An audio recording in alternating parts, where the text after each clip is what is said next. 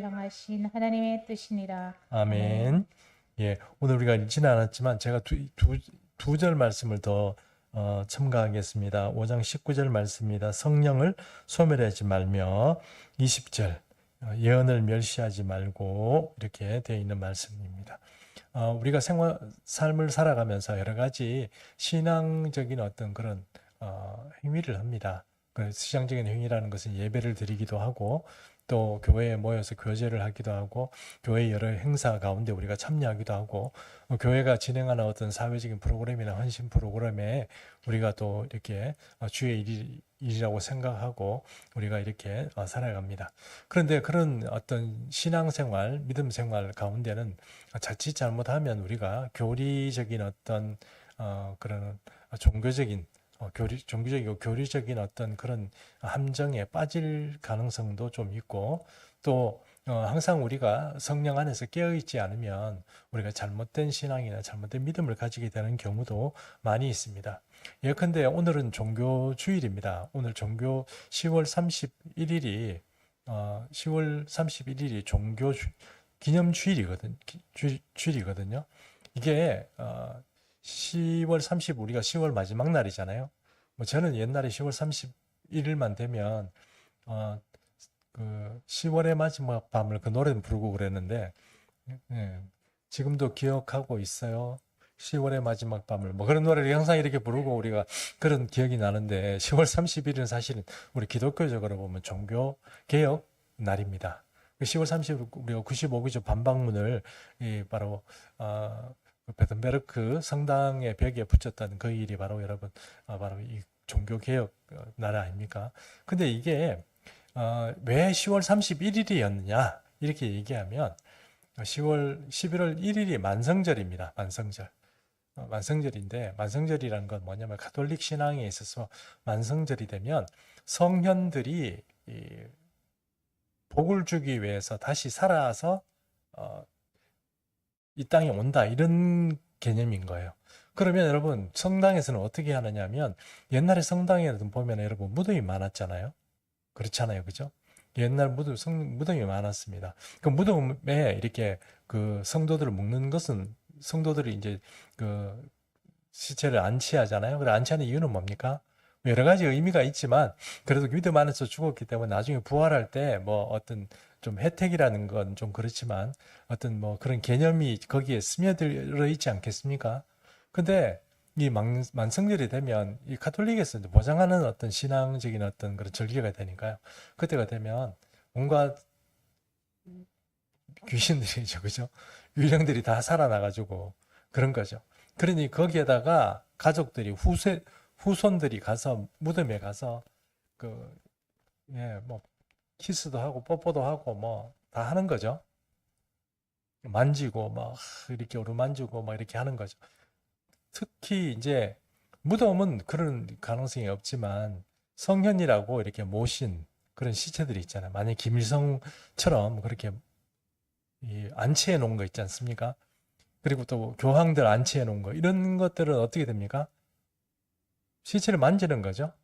만지고 막 이렇게 하는 겁니다. 그렇게 되면 뭐가 좋을까요? 연옥에 있던 사람들이 좀 혜택을 받아서 이제 천국 가는 어떤 무엇의 힘을 받습니까? 성령의 힘을 받습니까?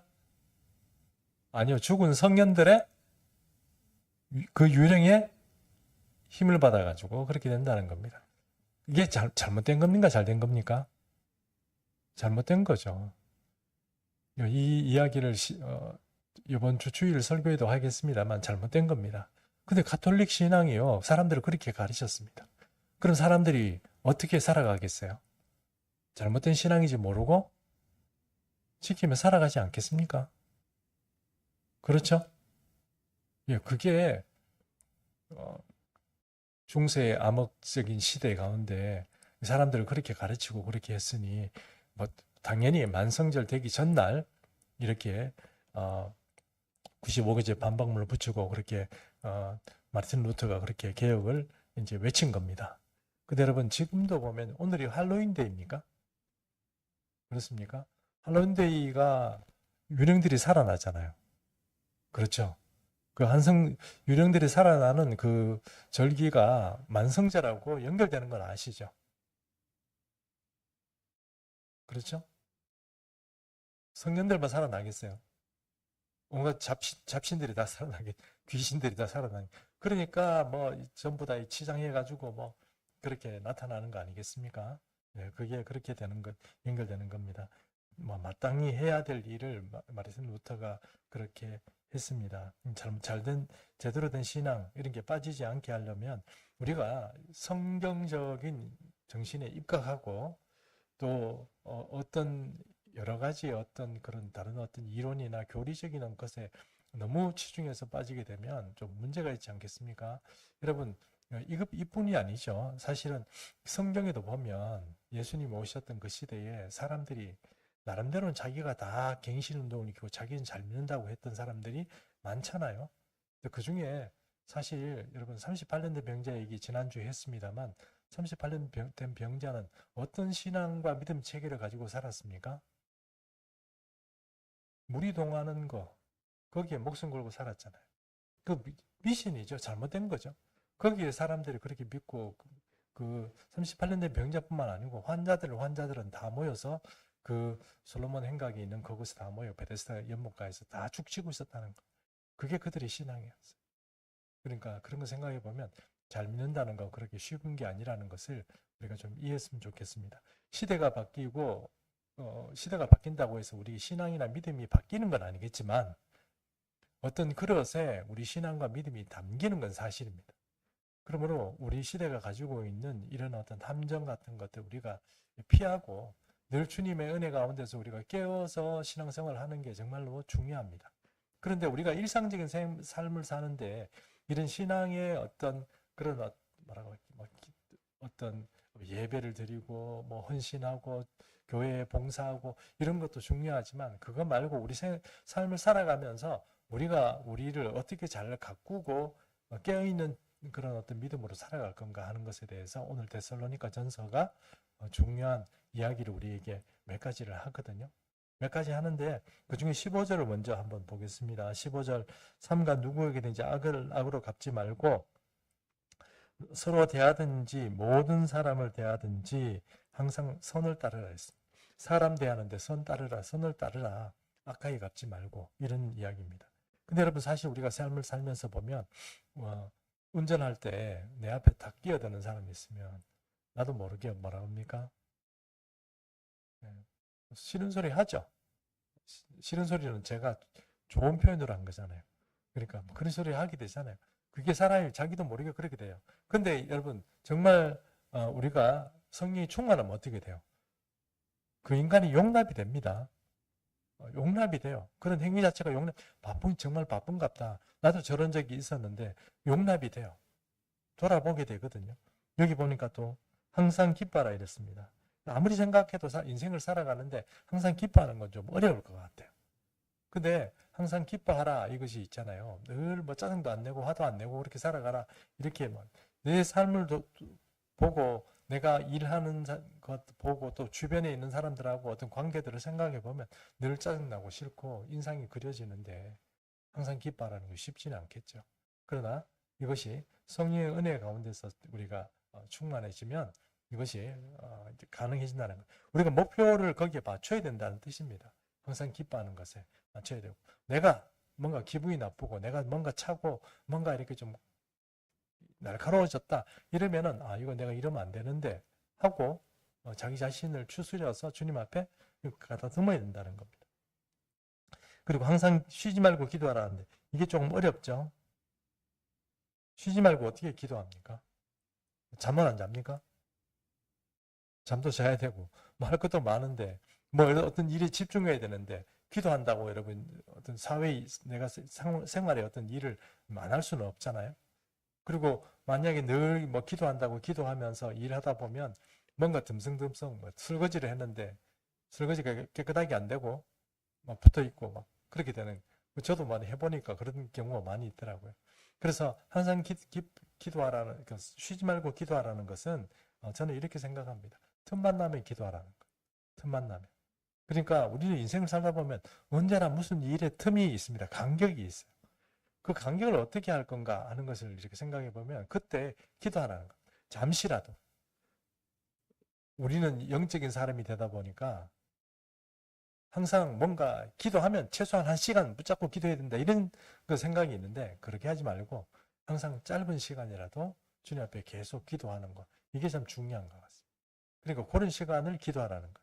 과거에 저는 젊을 때 여러분 시간이 좀 간격 뭐 잠 안 자고 뭐 이러면은 뭐 게임 안 하고 이러면 뭐 시간 간격이 좀 있잖아요. 뭐 시간 여유가 좀 있지 않습니까? 그때 무엇을 할까 생각하다가 그때 제가 성경을 하나 샀거든요. 성경을 제 돈 주고 처음으로 항상 남이 사주는 거 이렇게 들고 제 돈 주고 처음 샀거든요. 그래서 그 성경을 읽기 시작했는데 어떻게 읽었냐면 틈만 나면 읽은 거예요. 틈만 나면. 그래가지고 제가 이렇게 기도하면서 이렇게 얘기했습니다. 하나님께. 하나님, 제가 틈만 하면 성경 읽겠습니다. 성경을 깨닫게 해주십시오 이랬는데 과연 그래서 그런지 모르지만 성경을 좀 틈만 나면 성경을 읽다 보니까 성경을 좀 그래도 젊을 때 많이 좀 읽은 어떤 축에 들어가는 그런 일들이 있었습니다. 그리고 성경을 좀 많이 깨닫게 되고 그냥 묵상하게 되고 그렇게 되더라고요. 그러니까 이 틈이 있을 때, 쉴 시간이 있을 때, 그 쉬는 게 그냥 잠자는 거 그런 거 말고 우리 몸의 유익을 위해서 자는 그 쉬어야 되는 그 시간들 말고 나머지 여유로운 시간 모든 시간들을 쉬지 말고 기도하는 거나 아니면 말씀을 읽거나 이렇게 하면 여러분 굉장히 우리 신앙이 업그레이드가 됩니다. 이게 정말 차원이 다른 어떤 사람으로 올라가게 되는 거죠. 여러분 인생을 사는데 믿음 생활도 마찬가지입니다. 어떤 사람은 영적으로 매우 고양되어 있는 사람을 살아가는데 어떤 사람은 땅에서 발발 기는 그런 어떤 신앙생활을 해가요.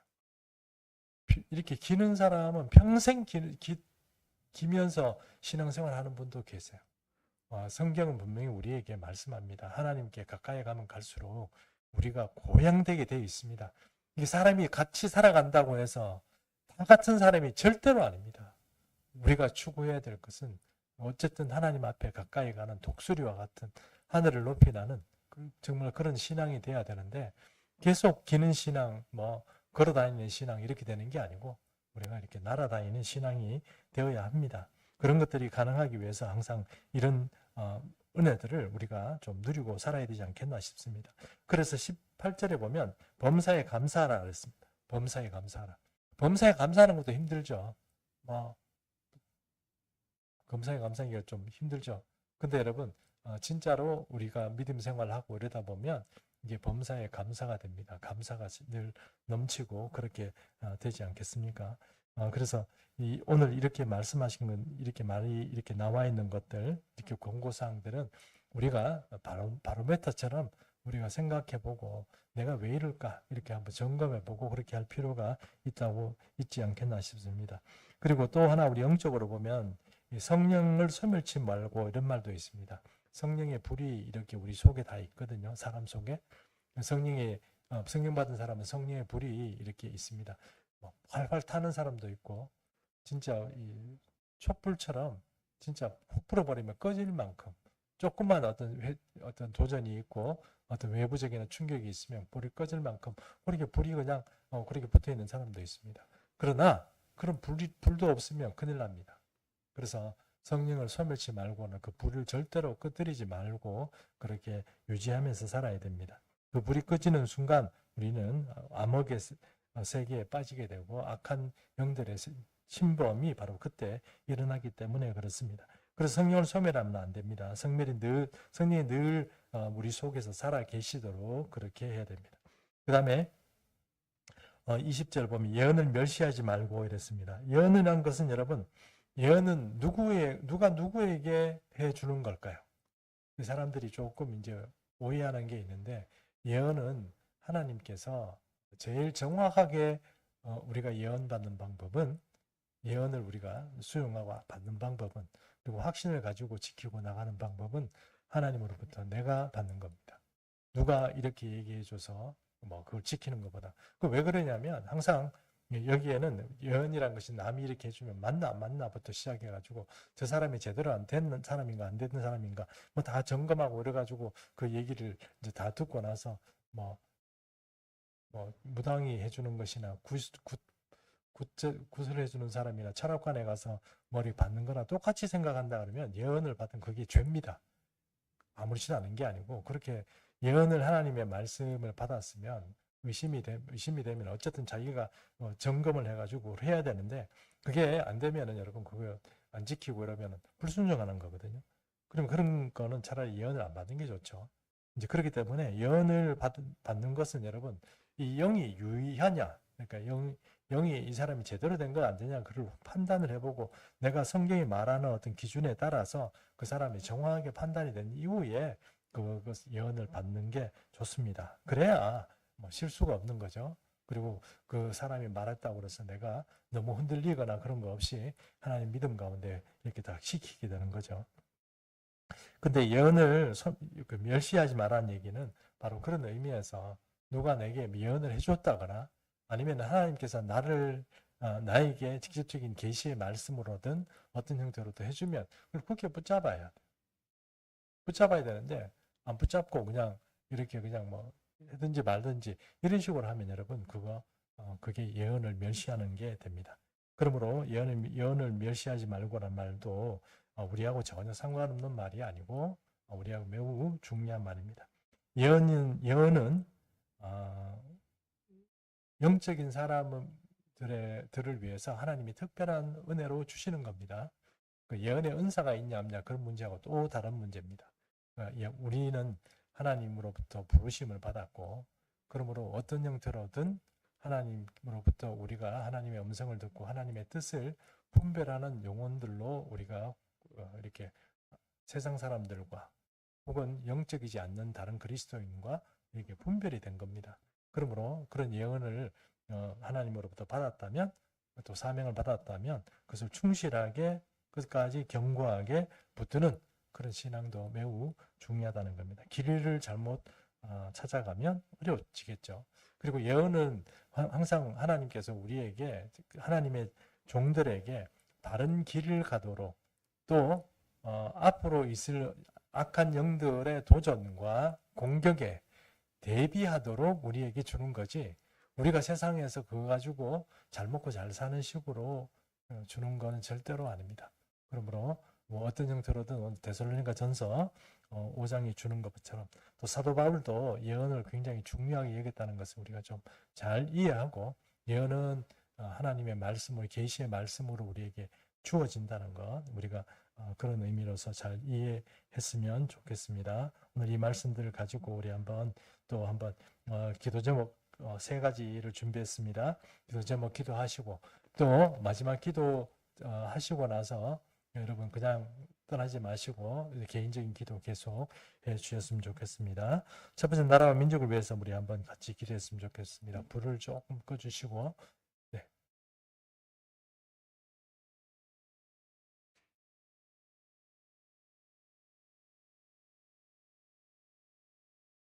위에 거 하나 더 꺼주시면 됩니다.